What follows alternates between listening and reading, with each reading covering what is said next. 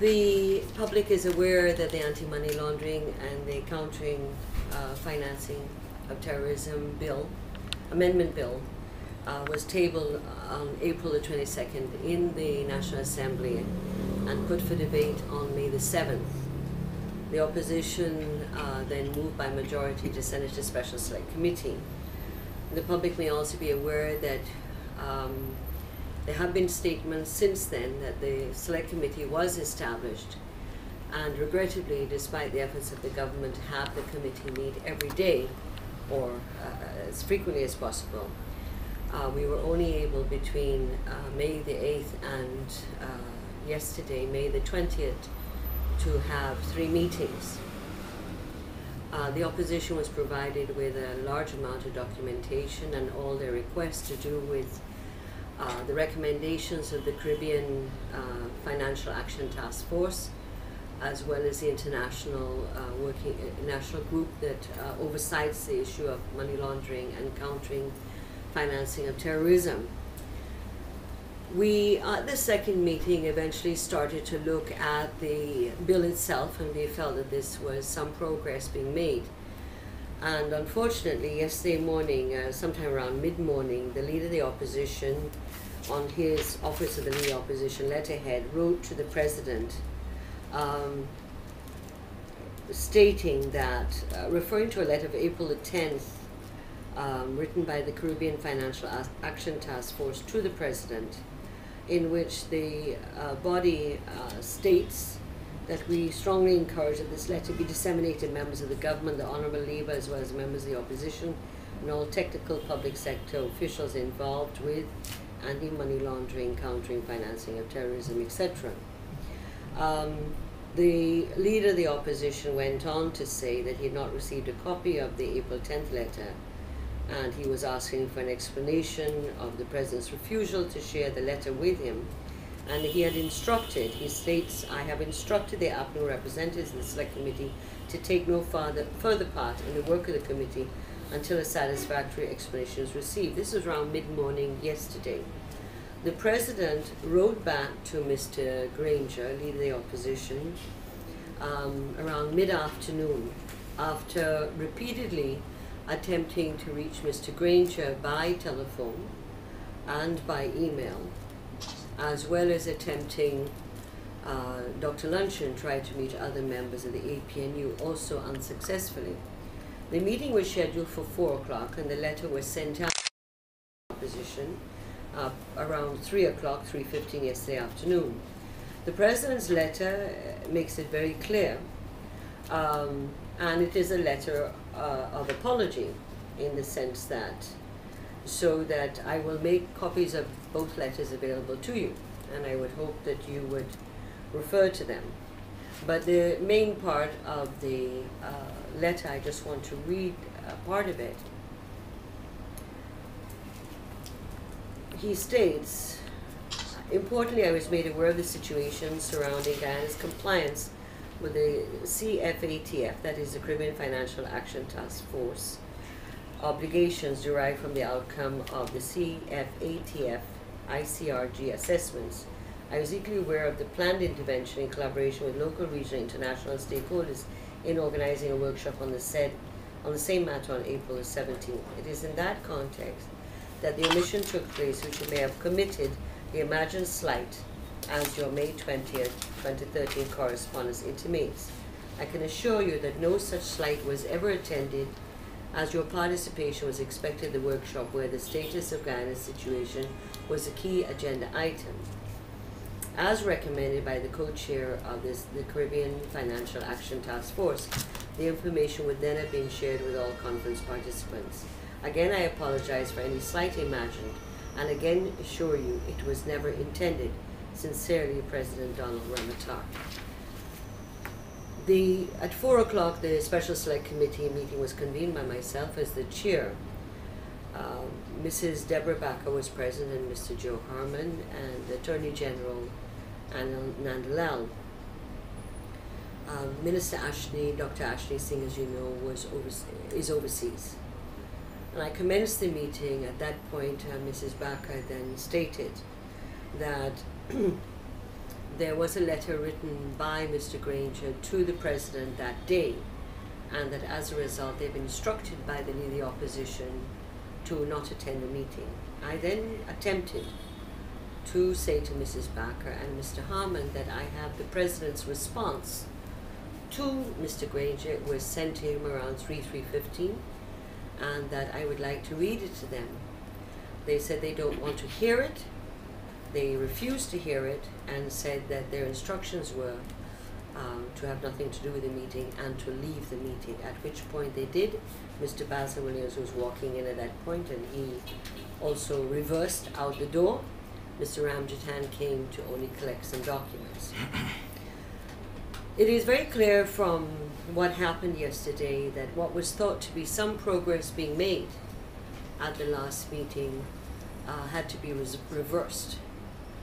Whilst I appreciate Mr. Granger may have felt some type of slight, it must be recognized that the Caribbean Financial Action Task Force, in a letter to the President, encouraged, not instructed, and it is the President's discretion to who he would like to invite.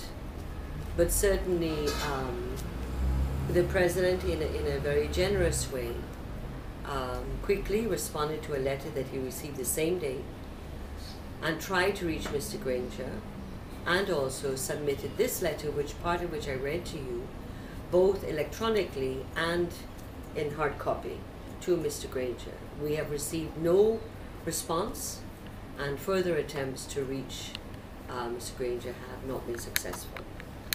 Our position on this is that this is being used as the occasion to pull out from the Select Committee, to stop the bill from proceeding, and to ultimately it will force and create a situation where Guyana will not meet the deadline. Obviously, we knew in the last week that the probability of us meeting the deadline was very slim. As of yesterday, the probability has become even slimmer. Minister Dr. Ashley Singh, Attorney General Anil Nandalal have all spoken on the repercussions in relation to Guyana being moved from one category to the next. And just to repeat some of those things, Guyana is a signatory and has ratified various conventions that relate to anti-money laundering and countering terrorism. As a country that is obligated to carry out these treaties, the Guyana, as you remember, the Anti-Money Laundering and Countering Financing Terrorism Bill was put before the House in 2007, went before a Select Committee, and did not emerge until 2009, 2 years later, in which, as far as I remember, there was active participation of both the opposition and the government, and in which that bill was passed in the House unanimously. This bill that's before the House now is to amend the principal bill and to twig it in a sense that where there may be ambiguities, strengthening, enhancing it so as to bring it into further compliance. When we are reviewed by these international bodies and regional bodies, they look to see whether countries are largely compliant, partially compliant, and non-compliant. And so the bill is only one component, but a very significant and important component of our treaty obligations on this matter. For example, areas that had to be strengthened in relating to countering the financing of terrorism. This bill strictly deals with financial transactions, and where there would be opportunities or lacunas to allow for illicit transactions relating to money and movement of money. And so the bill also amends and strengthens other statutes such as securities, industries, Insurance Act, the Cooperatives Act, Money Transfer Licensing Act, etc., including the extradition areas and intelligence sharing under the Mutual Assistance in Criminal Matters. So the bill is just trying to bring and strengthen Guyana's legislative instrument to ensure that we have tried to reduce the lacunas or technical weaknesses in the law that might allow some people to slip by and to do certain things, so that the laws are used at strengthening identity documents. If you want to open a bank account, if you want to transact business, so that to try to reduce the areas where persons could exploit the situation. And so, for example, you would have seen in the press a few days ago, a Jamaican man gave his bank account to somebody to transact business. These are where in the laws you're trying, in the statutes, you're trying to reduce the opportunities for such illegal transactions. All the Caribbean countries have had to go through what we're going through. Some of them did not make the deadlines either, and then were changed from one category country to another. So when we don't meet the deadline, and we're reviewed in Managua between May the 27th and May 30th, if they're of the view, the review body is of the view that Guyana will now have to move to another category country, which means now we're red flagged in a sense that we're not compliant with these recommendations on the regional international body, it immediately sends up signals in the commercial banking world that Guyana is not fully compliant. And therefore what would happen is that it could impact on those banks that do business with Guyana and or money transaction companies such as Western Union maybe, for example, to prevent financial transactions with Guyana and with the banking system in Guyana. Therefore, this matter is not to be taken lightly. It is a matter of national importance, of public importance to the ordinary people. The private sector has a great interest because obviously a lot of their transactions to import goods into Guyana, to export goods out of Guyana, these are areas that they would be impacted on.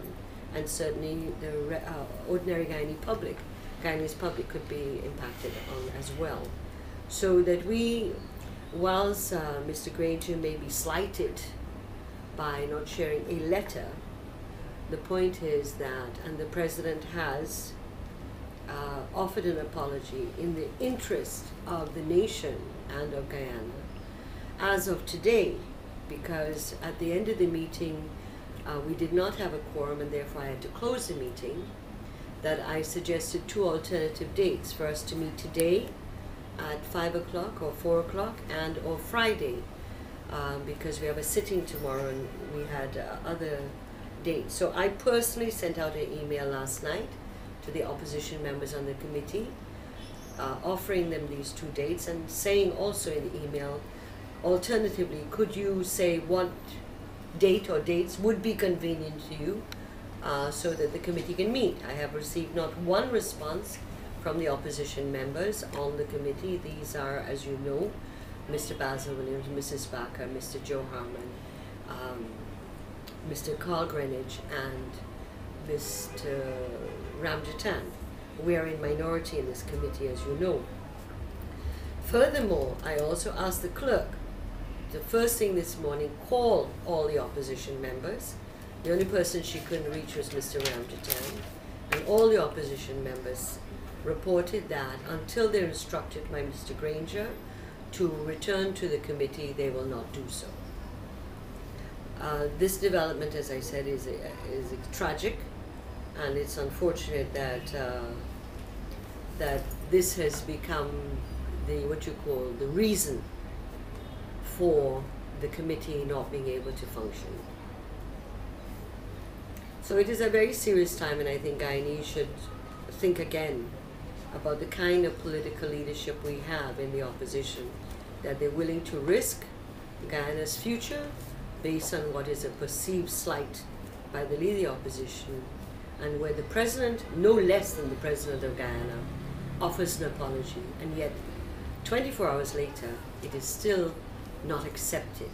Usually when someone apologizes to you, that one is gracious enough to accept the apology. In this case, it appears not to be the case with Mr. Granger. Okay. Questions? What category are we? There are different categories. We're in the first category of a review process. If we are moved, I believe we move into a category, I may not have it correctly, but it's a prima facie category, which means that we now have to go through additional hurdles to be able to bring ourselves in line. And of course, as I said, we reported on those, but the major component of our recommendations that we have to bring in line relate to this bill that is before the House. That's the largest and most significant portion of what we have to comply with. Mr. Shira, how do you address claims that government should have brought attention to this bill way before? I mean, because these claims have been made, and the opposition is saying that they ought not to be blamed because the government ought to have brought the bill before. How do you address these claims? Well, let us start again. In terms of treaty responsibilities, we report to a number of international bodies: UN, Inter-American Commission on Human Rights, the Inter-American Convention Against Corruption, a whole range of bodies. You have timelines to submit your report, which Guyana did, and then you're reviewed. Recommendations are made, and sometimes you're given timelines to bring them in line. Other times they're just reviewed on a progressive basis to see how you're doing. In relation to this, there was an assessment done of us, dated in 2011, which related to us pre-2011. This would have been 2009-2010. There was another review in 2012, November, in which the task force wrote an assessment based on an update post-2011. And therefore, the next phase is an on-site visit, which was done. The drafting of the legislation is not an easy one. And therefore, the draft was being prepared, and because, as I said, there were several ancillary pieces of legislation: gambling, mutual assistance in criminal matters, securities council, securities industry, insurance, and the Commission of Insurance, cooperatives. It is not a simple bill. It's a rather difficult bill to draft. In addition to that, the Caribbean Financial Task Force and the international body above it has very clear definitions on what they mean by some of the terms that are used in the legislation, and one has to be able to craft that in relation to Guyana law and to see what other laws have to be amended. So it's not a simple straight line amendment in terms of drafting. The draft was prepared and was shared with the various agencies in the public sector, because you cannot ask agencies, gambling or cooperatives or security council, to not look at a draft that will impact on them, Bank of Guyana, etc. And so that process had to be gone through.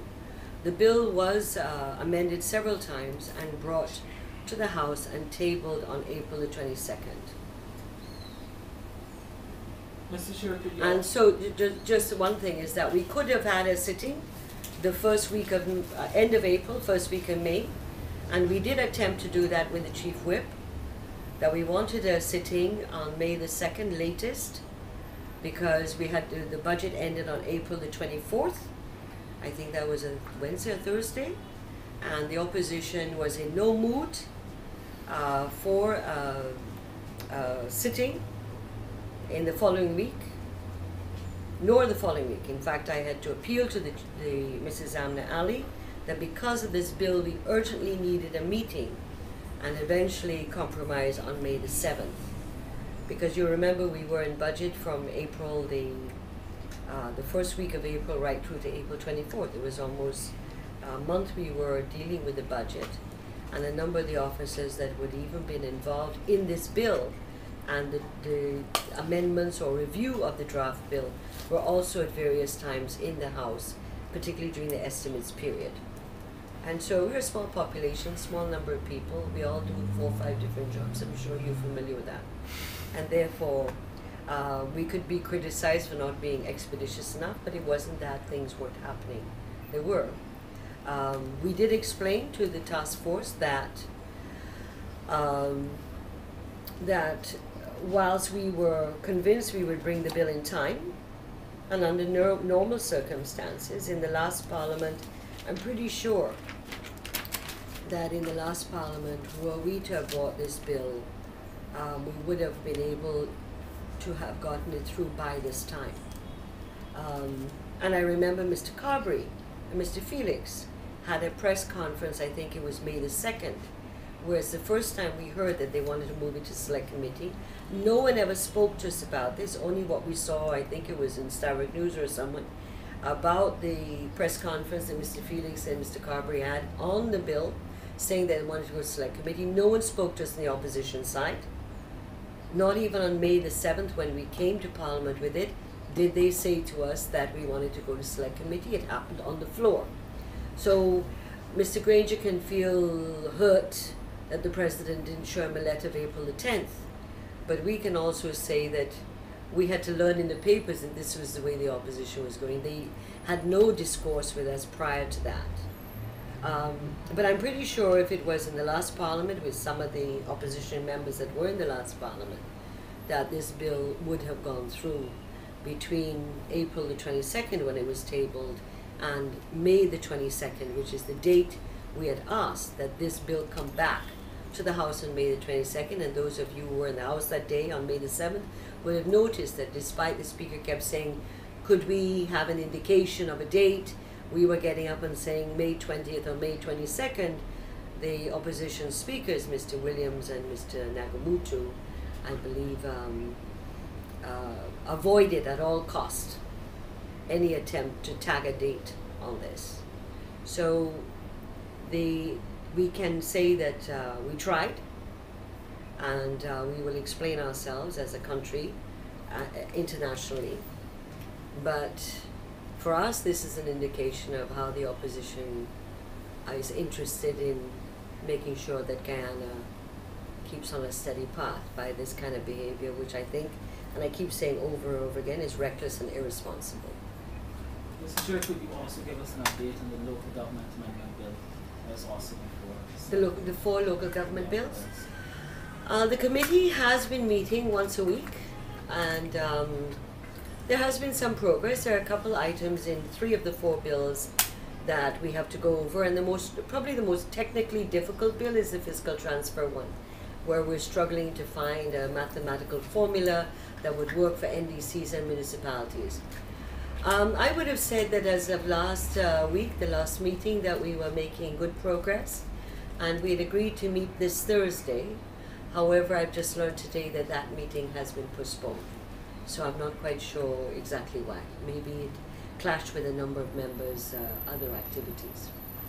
Mr. Shira, I understand that, could you confirm whether or not a submit a formula for making these arrangements for the NDCs and the municipalities have been submitted by? Yes, so the committee invited Mr. Alexander, Vincent Alexander, and Mr. Navin Chandrapal, both of whom were members of the local government task force, to come before the committee to explain what were the formula that had been discussed in the task force in the presence of the Chief Parliamentary Council, because it's one thing to discuss mathematical formulas, it's another thing to put it into legislative language. And so the committee also needed to hear this and to be advised and to have a whole session on this, which we did.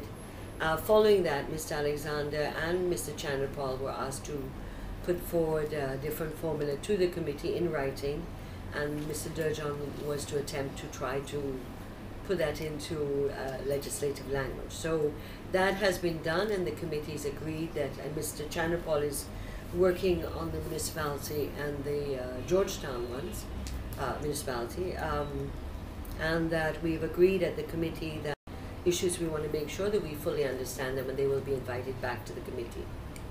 Mr. Chair, there's talk of passage of the anti-money laundering legislation by abstention. Is this... Excuse me, what are you talking about? Well, it has been put out there that should the opposition parties abstain, the bill is likely to go through still. No, well, someone doesn't understand parliamentary issues, because the matter has gone to committee, and the committee usually returns it to the House. Now, the problem is that well, let's put it this way. Knowing the mood of the opposition now, if I were to be, I don't know how to describe what that action would be, but I'll come to that. If I were to say that, look, they've walked out, let's take the bill back. I've got to have a report that says the bill has to go back, and do it by a minority. I can imagine what would happen on the House floor. Be riot. I don't see the opposition in any way accepting any such cavalier behavior on the part of Ms. Gail Teixeira on such things. I can believe that if I were to dare say, okay, they haven't come to the meeting, let's take a report, put it on the House for tomorrow, suspend the standing orders, which means you have to get a majority, because the report of the committee has to be circulated so many days before. So the Speaker said, yes, we'll suspend if that happens. But in order to suspend the standing orders, you've got to get support. So let's, let's just go along with that, and let's say that they block it, then of course that's the end of it. If they say yes, we can suspend and we bring it on the floor, the committee report, they can then still block it. But really, maybe I'm too traditional a politician to say that, to tempt fate like that. I think I would be tempting fate by, not faith, but fate, to be so cavalier, to say, well, they aren't here, I'm taking it back to the House, and here the group of us are minority in this committee, and I will take it back to the House, and lo and behold, this bill is going to go through with the opposition being quiet and abstaining. That's a great leap of faith on my part, in terms, faith now, not fate, in terms of the opposition behavior on such a matter. If the letter of the opposition could be written to do with feeling slighted by the President sharing a letter, what worse slight would I be committing by taking the bill back to committee without the opposition at least agreeing for me to do that, or accepting that we do that? So I don't know where that's coming from. Where is that coming from? Opposition people? Well, this was before the fallout. This was before yesterday's fallout. It was circulated as a possibility. Mr. Chair, one last question. I know interesting proposition, never thought of it. As I said, maybe I'm too traditional. I know consultations have been ongoing as it relates to the liberalization of the telecom sector. Yes. What's the latest in that? We will be having a meeting with GT&T before the end of May, as far as I know. We'd hoped to have the meeting earlier, but GT&T was not available at that time, but I understand that there was a meeting with Digicel. So that there are discussions going on, and we would hope, I know the Prime Minister hopes very dearly that we can move this matter along. Mr. Chair, you said we tried and we will explain ourselves as a country. Yes. What form is this explanation likely to take? Well, the report itself that's being reviewed has already been tabled, has been submitted. However, this component to do with the bill now has to be submitted, and therefore we will have to explain, and as I said, we did explain to the mission that came earlier this year that whilst we were convinced and wished to assure them that we would bring the bill in time for it to be passed, that we could not guarantee that it would be passed, that we were not in majority in the House, and therefore it was dependent on the opposition. I believe that is why some of the DIP Corps tried very hard to bring various members of the opposition au fait with the consequences if Guyana were to not only not make the deadline, but not be able to have an enacted bill. It wasn't just about going to say, well, we've got the bill in Parliament. That wasn't enough. We had to be able to say that the bill was enacted. And we certainly cannot say that we will not be able to say that. Mrs. Sierra, you're a well-seasoned politician.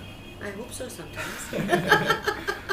Do you think, or what is your perception on the posture being taken by the opposition, and I'm referring to both opposition parties? Do you believe that they genuinely do not have the best interest of the country? Because we're speaking about these implications. Yes. So do you see their reason or their rationale as valid, or do you think they really just don't care? I have to make sure I don't say anything that's libelous or slanderous or something like that. Slight.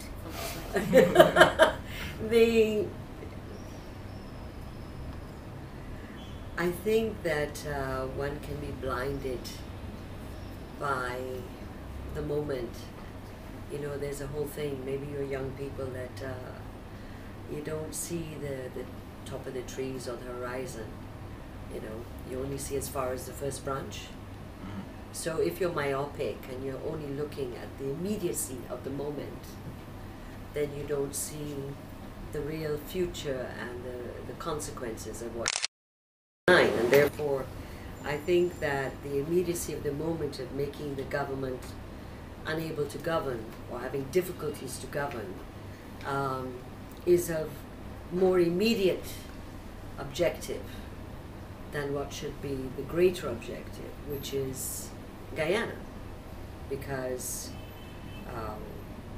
I believe that they feel that they can run government from Parliament. You saw for yourselves May the 7th when we tried to set a date for a sitting, which all over the world, Commonwealth, parliamentary, once it is a government day, the government sets a date. It's usually not a controversial issue.